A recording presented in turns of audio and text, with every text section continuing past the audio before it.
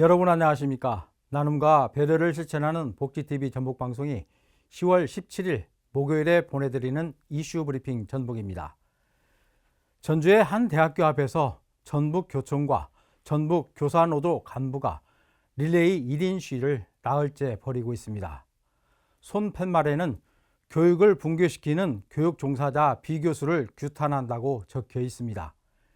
이들 두 교원단체가 1인 시위를 벌이는 이유는 무엇일까요? 다름 아닌 이 대학교 비교수가 상습적으로 악성 민원을 제기한 것에 맞서기 위한 것이라고 주장합니다. 또 학부모의 악성 민원 남발이 학교 현장에 얼마나 부정적인 영향을 미치는지 알리기 위해서라고 말합니다. 두 교원단체는 지난 8일 비교수를 교육활동 침해 사례로 고발했습니다. 사건의 발단은 이렇습니다. 초등학교 담임교사 A씨는 B교수의 자녀가 수업을 방해하자 주의 조치로 호랑이 스티커에 이름을 붙이고 방과 후 청소를 시켰습니다. 이에 불만을 품은 학부모 B교수는 지난 2021년부터 현재까지 9건의 고소와 행정소송을 그리고 각종 민원을 제기했습니다. 아동학대 혐의에 대해 검찰은 기소유예 처분했고 기소유예 처분조차 인정할 수 없었던 담임교사 A씨는 부당하다며 헌법재판소에 소를 제기했습니다. 결국 헌법재판소는 기소유예 처분을 취소하라며 A 교사의 손을 들어줬습니다. 이 같은 결정에도 B 교수는 악성 민원인인 다른 학부모와 합세해 동일한 사유로 해당 교사를 아동학대 혐의로 고소했고 교육감과 교사를 대상으로도 민사소송을 제기했다고 합니다. 또 자녀가 전학을 간 학교에도 무분별한 민원을 제기해 담임이 5번이나 바뀌기도 했습니다.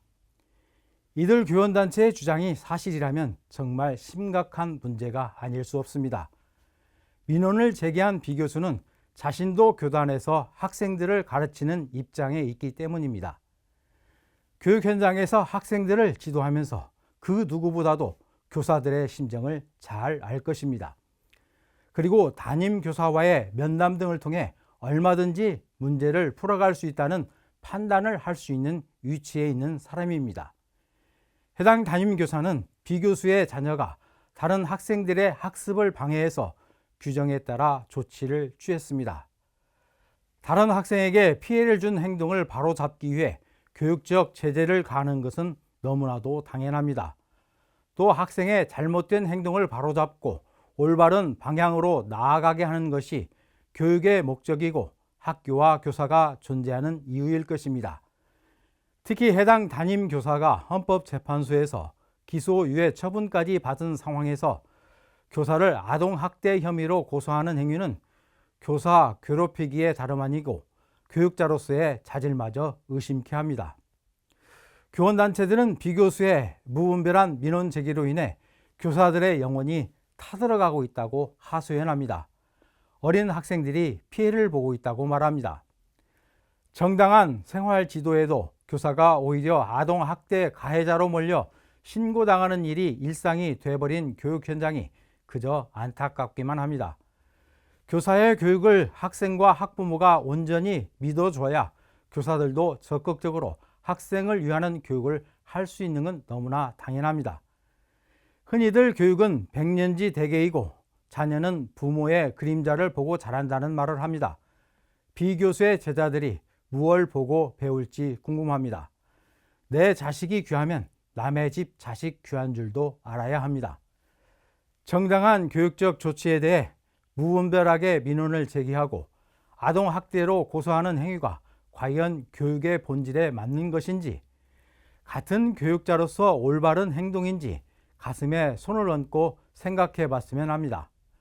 나눔과 배려를 실천하는 복지TV 전북방송이 10월 17일 목요일에 보내드린 이슈 브리핑 전북입니다. 이 방송은 환자중심병원 전주 대자인병원, 물의 새로운 혁명을 이끄는 수소수 생성기 슈퍼바이오 지원으로 제작됐습니다.